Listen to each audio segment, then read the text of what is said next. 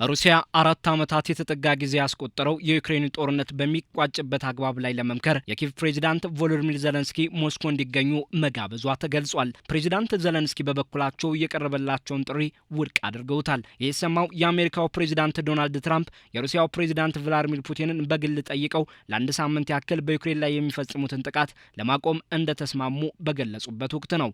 ትራምፕ ለፑቲን ጥያቄያቸውን ያቀረቡት በዩክሬን ባለው ከፍተኛ ቅዝቃዜ ሳቢያ መሆኑን በመግለጽ ፕሬዝዳንቱ በመስማማታቸው ደስተኛ መሆናቸውን ለካቢኔያቸው ባደረጉት ንግግር አስታውቀዋል።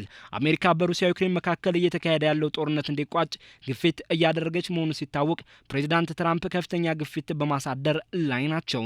ሩሲያና ዩክሬን የኃይል መሰረተ ልማቶቻቸው ላይ ጥቃቶች እየፈጸሙ መሆናቸው ሲታወቅ እነዚህ መሰረተ ልማቶች ላይ የሚያደርሱትን ጥቃት ለማቆም መስማማታቸውን የሚጠቁሙ ፍንጮች እየወጡ ባለበት ክሬምሊን ዘለንስኪ በሞስኮ ተገኝተው ከፑቲን በመምከር ጦርነቱ በሚቋጭበት ሁኔታ ላይ እንዲማከሩ ግብዣ ማቅረቧ ተሰምቷል። ሆኖም የዩክሬኑ ፕሬዝዳንት ዘለንስኪ በሞስኮ ከሩሲያው ፕሬዝዳንት ፑቲን እንዲመክሩ የቀረበላቸውን ጥሪ ሳይቀበሉት ቀርተዋል። ዘለንስኪ ለድርድር ዝግጁ መሆናቸውን በመግለጽ ሞስኮ ግን ለመገኘት ፈቃደኛ ለመሆናቸውን አስታውቀዋል። በምላሹ ፑቲን ከደፈሩ ኪየቭ እንዲመጡ እጋብዛቸዋለሁ ነው ያሉት። ዘለንስኪ ለጋዜጠኞች በሰጡት መግለጫ ፑቲን የፊት ለፊት ንግግርን ለማስቀረት የፈጠሩት መፍትሄ ነው ሲሉም ጠቁመዋል። ዘለንስኪ ይህንን ያሉት የፕሬዝዳንት ፑቲን አማካሪ የሆኑት ዩሪ ኡሻኮቭ ሞስኮ ዘለንስኪ ለጦርነቱ መቋጫ ምክክር ወደ ሩሲያ የሚመጡ ከሆነ ደህንነታቸውን ለማረጋገጥ ዝግጁ መሆኗን መግለጻቸውን ተከትሎ ነው። ዩክሬን በግዛት ጥያቄዎች ላይና በሩሲያ እጅ ስላለው ዛፖሪዥያ የኒውክሌር ጣቢያ ጉዳይ በፑቲንና ዘለንስኪ መካከል ለሚደረግ ንግግር ፈቃደኛ መሆኗን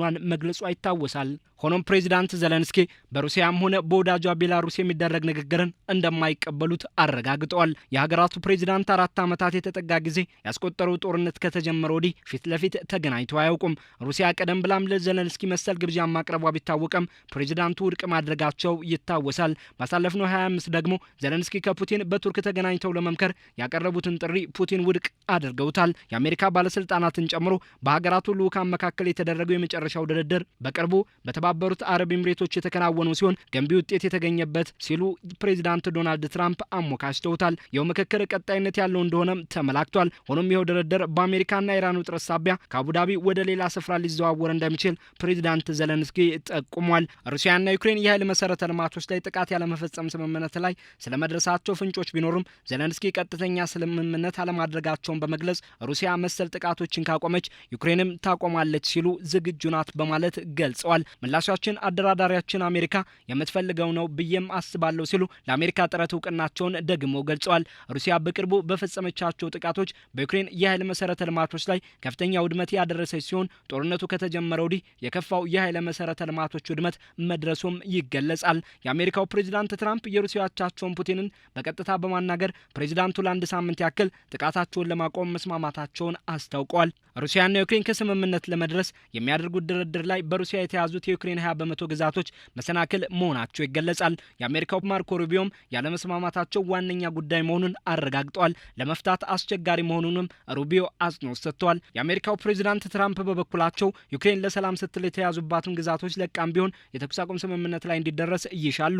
አውሮፓውያን አጋሮቿና ዩክሬን ግን ይህንን ሀሳብ በጽኑ የሚቃወሙት ነው። ሩሲያ የዩክሬን የኃይል መሰረተ ልማቶች ላይ የፈጸመቻቸው ጥቃቶች ሚሊዮኖችን በቅዝቃዜ ወቅት ያለ ሙቀት አስቀርቷቸዋል። ትራምፕ ከፑቲን በመነጋገር ጥቃቱን ለአንድ ሳምንት ያህል ማስቀረት መቻላቸው በጀርመኑ ቻንስለር ፍሬደሪክ ሜርዝና በዩክሬኑ ፕሬዝዳንት ዘለንስኪ የተደነቀላቸው ሆኗል። ስለ አጭር ጊዜ የጥቃት ማቆም ስምምነቱ ጉዳይ ግን ከሩሲያ በኩል የተሰጠ ማረጋገጫ የለም። የሩሲያ ጦር በጥቃቱ መቀጠሉንም መረጃዎች እያመላከቱ ነው። በዛፖሪዥያ ብቻ 841 ጥቃቶች በ34 መኖሪያዎች ላይ መፈጸማቸው ተገልጿል። ከዜሮ በታች ሆነው የዩክሬን የሙቀት ሁኔታ በሚሊዮን የሚቆጠሩ ዜጎቿን አደጋ ውስጥ ከቷል። ፕሬዝዳንት ዘለንስኪም ትራምፕ ፑቲንን አናግረው ደረስኩ ያሉት ስምምነት ላይ ተስፋቸውን ጥለዋል። በተባበሩት አረብ ኤምሬቶች ልዑካኑ እየመከሩ ነው ያሉት ፕሬዝዳንቱ በዚያም ስምምነት ላይ ሊደረስ ይችላል በማለት የኃይል መሰረተ ልማቶችን ያለማጥቃት ስምምነት ሊያደርጉ የሚችሉበት አግባብ ስለመኖሩ ጠቆም አድርገዋል። ከዩክሬን በኩል የወጡ መረጃዎች 1000 በጦርነቱ ህይወታቸው ያለፈው ዩክሬናውያን ወታደሮች አካል ለኪየቭ ተመልሷል። 38 የሚሆኑ የሩሲያ ወታደሮች አካልም ለሞስኮ መመለሱ ተመላክቷል። ፕሬዝዳንት ዶናልድ ትራምፕ የዩክሬንን ጦርነት ለመቋጨት ባለ 20 ነጥብ የሰላም ረቂቅ ሰነድ ማቅረባቸው ቢታወቅም የሩሲያ የውጭ ጉዳይ ሚኒስትር ሰርጌይ ላቭሮቭ ሩሲያ ሰነዱን አላየችውም በማለት በዩክሬንና በወዳጆቿ እየተከለሰ ስለመሆኑ ያላቸውን እምነት ገልጿል። የክሬምሊን ቃል አቀባዩ ዲሚትሪ ፔስኮቭ በበኩላቸው በአሜሪካ አደራዳሪነት በተባበሩት አረብ ኤምሬቶች እያደረጉት ያለውን ድርድር በአዎንታ ተመልክተውታል። ቃል አቀባዩ ውስብስብ ጉዳዮች ላይ ባለሙያዎች ፊት ለፊት እንዲነጋገሩ የሚያስችል በማለት ስለ ቀጣይነቱ ያላቸውን ተስፋ ገልጸዋል። በውስብስብ ጉዳዮች ላይ ምክክር ውስጥ ከቀጠለ ድረስ ነው ስምምነት ላይ የሚደረሰው ሲሉም ስለ ቀጣይነት ያለው ምክክር አስፈላጊነት ገልጸዋል።